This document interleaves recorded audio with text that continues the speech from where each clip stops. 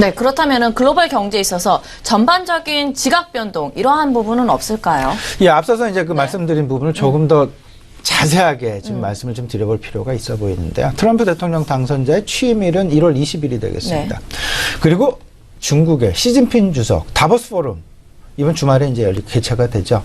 다보스 포럼의 주석으로서는 처음으로 다보스 포럼에 참여를 하는 그런 모습. 그 이야기는 결국은 중국의 위상을 세계 곳곳에 지금 더욱더 강력하게 전달하려는 그런 의중이 숨어 있다라고 보셔야 될 것 같고, 이는 결국은 시진핑 주석과 트럼프 대통령 당선자, 결국은 서로 간에 정책적인, 외교적인, 그리고 이런 외교적인 문제를 경제적인 어떤 해법으로도 분명히 풀어가려는 그런 의지가 포함되어 있다라고 보셔야 될 것 같습니다. 트럼프 대통령 당선자, 일단 나프타, 북미 자유무역 협정에 대한 재협약 가능성 가장 크게 지금 열어놓고 있습니다. 여기에 지금 현재 영향을 받고 있는 우리나라 대표적인 주식 하나 있죠. 바로 기아자동차가 아닐까 싶은데요. 불과 얼마 되지 않았어요. 불과 한 두세 달밖에 되지 않았는데요. 기아자동차 멕시코 공장 완공한 이후 상당히 긍정적인 시각으로 바라본 것이 사실이었습니다. 멕시코의 값싼 노동력, 멕시코의 값싼 생산 기반, 이런 부분들을 근거로 해서 미국으로 수출의 원점으로, 수출의 어떤 그 동력원으로 활용을 하겠다는 기아자동차의 의지. 어쩌면 트럼프 대통령 당선 이후 그가 생각하고 있는 나프타 무역협정에 대한 재협상 가능성, 이런 부분들이 논란이 된 이후 기아자동차에 대한 다소간의 좀 우려감 계속 커져가고 있다. 포드 자동차도 그렇고요, 크라이슬러 자동차도 그렇고요, 미국 내 투자를 계속해서 유치를 하겠다라는 그런 발표를 할 정도로 트럼프 대통령 당선자의 리쇼어링 정책의 경계심은 사실상 산업 면에서 상당히 크게 지금 작용하고 있다라는 점. 이런 부분들을 생각을 해보면서 결국은 리쇼어링 정책, 보호무역과 마찬가지다. 해외에 포진이 되어 있는 생산 기반 시설들을 다 자국 내로 이전을 하는 그런 리쇼어링.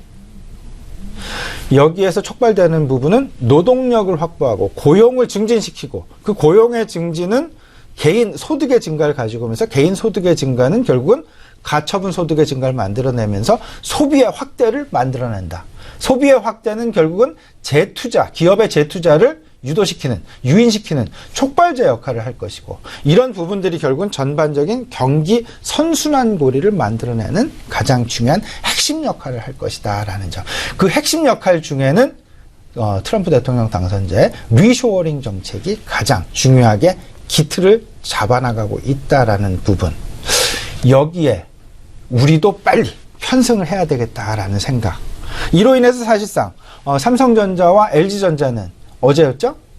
미국의 가전공장 건설 검토를 추진하고 있다라는 그런 발표를 함으로써 선제적인 대응책을 지금 현재 시장 내에 발표해 놓고 있는 그런 상황까지도 벌어지고 있다라는 점 고려를 해보면서 지금 미국과 중국 간의 갈등 문제, 미국의 문제는 어떻게 우리가 해결해 나갈 것이냐. 결국은 기술력, 그리고 여러 면으로 제조국의 다변화를 통해서 해결해 나가야 될 것이고, 중국에서는 일단 이런 부분입니다. 금융시장의 어떤 그 변동성이 가장 큰 우려로 지금 대두가 되고 있습니다. 미국에서는 실물시장의 우려감, 하지만 중국에서는 금융시장의 우려감이 지금 대두되고 있다. 우리를 한껏 위협하고 있다라고 보셔야 될 것 같은데, 3년간 중국의 외환 보유액은 지속적으로 하락을 했고요. 불과 1년 전만 해도 4조 달러 규모의 외환 보유고, 지금 현재는 3조 달러로 1조 달러나 감소해 있는 그런 상황. 1조 달러, 우리나라 1년 GDP가 1조 3천억 달러입니다. 우리나라 1년 GDP와 거의 맞먹는 수준의 외환 보유고가 불과 1년 사이에 없어졌다라는 점. 여기에 위안화, 지금 계속되는 급격한 절하 분위기 지금 나타나고 있죠. 어느덧 지금 7위안, 달러당 7위안까지 지금 목전에 바로 두고 있는 그런 상황. 그렇다면 시장에서 생각하고 있는 상징적인 숫자, 3조 달러의 외환보유고와 7위안의 달러당 위안화의 환율이 만약에 무너지게 된다면 금융시장에서의 어떤 그 변동성 부분은 상당히 크게 나타날 가능성이 있을 것이다. 오히려 미국 FOMC에서 금리 인상을 한 부분보다도 더욱더 크게 우리나라를 엄습할 수도 있을 그런 부분도 있다라는 점. 이러기에 최근 들어서 트럼프 대통령 당선자의 취임일 1월 20일 을 지금 앞둔 상황에서 미국 증시도 그렇고요. 우리 증시도 그렇고 글로벌 주요국의 증시가 대부분 지금 현재 눈치 보기 장세로 진행될 수밖에 없는 그런 가장 큰 이유일 것이다라고 보셔야 될 것 같고요. 여기에 우리가 포커스를 맺어야 될 부분은 4분기 기업 실적 모멘텀이다라는 것. 이 기업 실적 모멘텀을 가진 업종군들, 종목군들에 대한 관심만이 지금 현재의 눈치 보기 양상에서 우리가 수익을 조금 더 극대화시켜 나갈 수 있는 가장 중요한 해안이 될 수 있지 않을까라는 그런 생각 가져보게 됩니다.